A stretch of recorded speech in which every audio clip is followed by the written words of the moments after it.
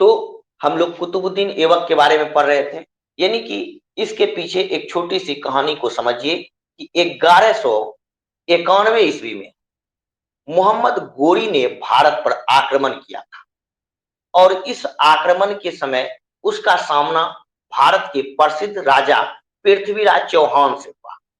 पृथ्वीराज चौहान ने 1191 में मोहम्मद गोरी को हरा दिया, लेकिन मोहम्मद गोरी एक जिद्दी और दृढ़ इच्छा शक्ति का धनी व्यक्ति था और ये मोहम्मद गोरी हार तो जरूर गया पृथ्वीराज चौहान से, लेकिन हार करके फिर से ये बदला लेने की ठानी और अपने सैनिक को इकट्ठा करके 1192 ईस्वी में पृथ्वीराज चौहान पर पुनः आक्रमण कर दिया। कौन? तो मोहम्मद गोरी। इस बार पृथ्वीराज चौहान हार गए।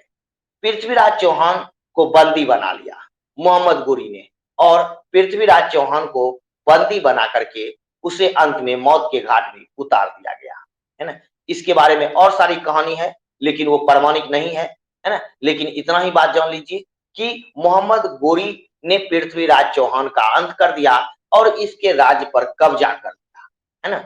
लेकिन मोहम्मद गोरी खुद भारत का राजा नहीं बन सकता था, क्योंकि वो जहां भी आक्रमण करता था वहां से सिर्फ सोना चांदी धन दौलत सारा चीज लूट कर अपना देश ये ले जाता था।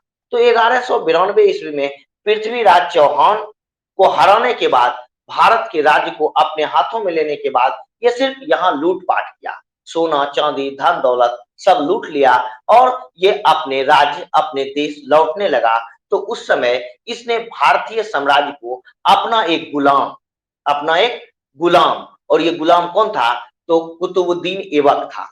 अपना एक गुलाम कुतुबुद्दीन ऐबक को, है ना, भारतीय राज्यों को देखरेख करने के लिए छोड़ दिया।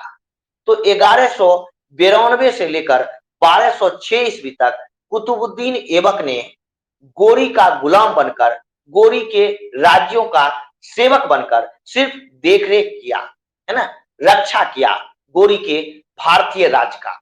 मोहम्मद गोरी ने जो भारतीय राज्य जीता वो भारतीय राज्य की देखरेख किया। कब से कब तक? तो 1192 से लेकर 1206 ईस्वी तक किसने देखा? तो कुतुबुद्दीन ऐबक ने देखा। कुतुबुद्दीन ऐबक मोहम्मद गोरी का एक गुलाम था। अब देखिए, कुतुबुद्दीन ऐबक को 1205 ईस्वी में ये खबर मिली कि गोरी की मृत्यु हो गई, मोहम्मद गोरी की मृत्यु हो गई। ये खबर मिली किसको? कुतुबुद्दीन ऐबक को। कब? तो 1205 ईस्वी में। हालांकि मोहम्मद गोरी का अपना कोई बेटा नहीं था, इसीलिए कुतुबुद्दीन ऐबक इस बात को समझ गया था कि मोहम्मद गोरी को कोई अपना बेटा नहीं है, इसीलिए मोहम्मद गोरी का कोई उत्तराधिकारी भी नहीं है। तो ये संरक्षक था, भारतीय साम्राज्य का देखरेख करने वाला था कुतुबुद्दीन ऐबक। इसलिए जब इसको खबर मिली कि मोहम्मद गोरी की मृत्यु हो गई, तब इसने मोहम्मद गोरी के साम्राज्य को अपना साम्राज्य घोषित कर दिया।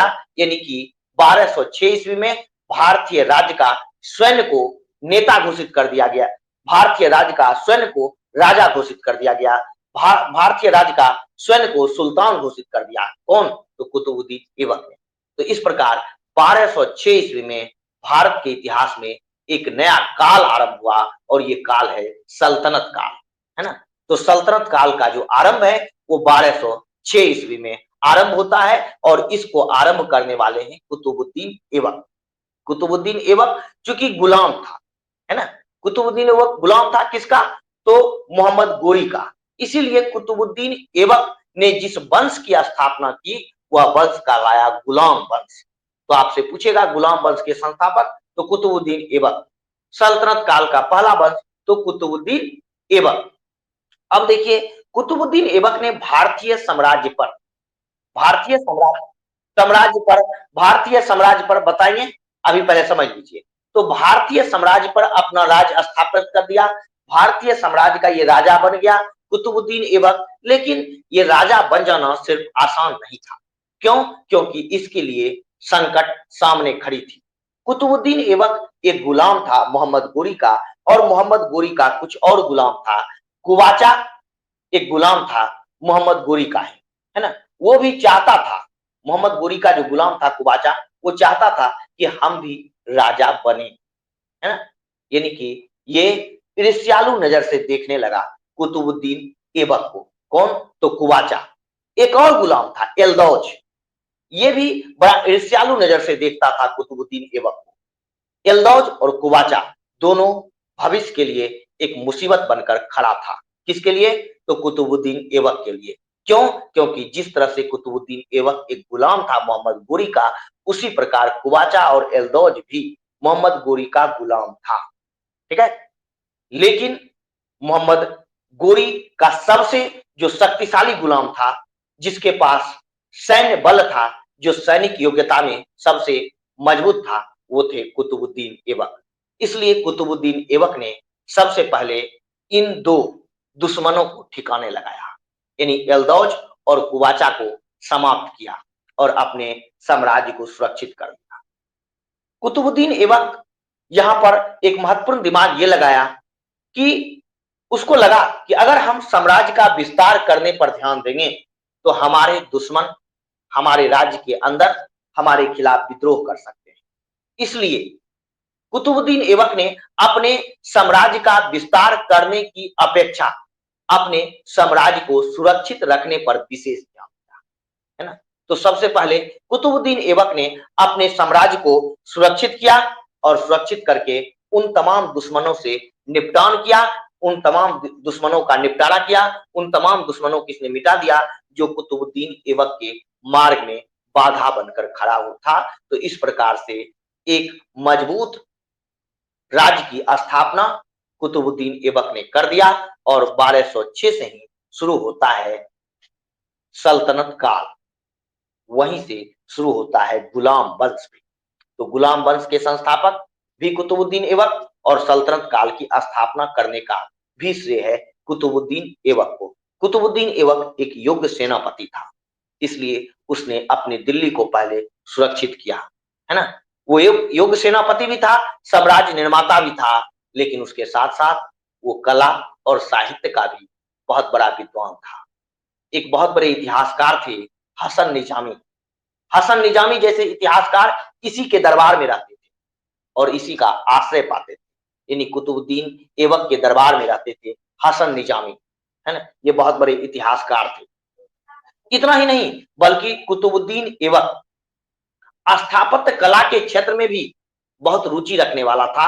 एक प्रसिद्ध मस्जिद है ढाई दिन का झोपड़ा, अजमेर में ढाई दिन का झोपड़ा, और उस ढाई दिन के झोपड़े का निर्माण भी इसी ने करवाया था। किसने? कुतुबुद्दीन ऐबक ने। एक और मस्जिद है कुब्बत उल इस्लाम नामक मस्जिद, है ना। कुब्बत उल इस्लाम नामक मस्जिद, उस मस्जिद का भी निर्माण करवाया कुतुबुद्दीन ऐबक ने, है ना। तो आप ये जान लीजिए कि ये एक महान सैनिक भी था, कला का आश्रयदाता भी था, विद्वानों को संरक्षण देने वाला भी था और स्थापत्य कला के क्षेत्र में भी उत्कृष्ट कार्य करने वाला व्यक्ति था। लेकिन दुर्भाग्य देखिए कि मात्र 4 साल तक ही ये शासन किया, यानी 1206 में इसने शासन स्थापित किया, अपने आप को राजा घोषित किया, लेकिन 1210 में इसकी मौत हो गई। मौत कैसे हुई?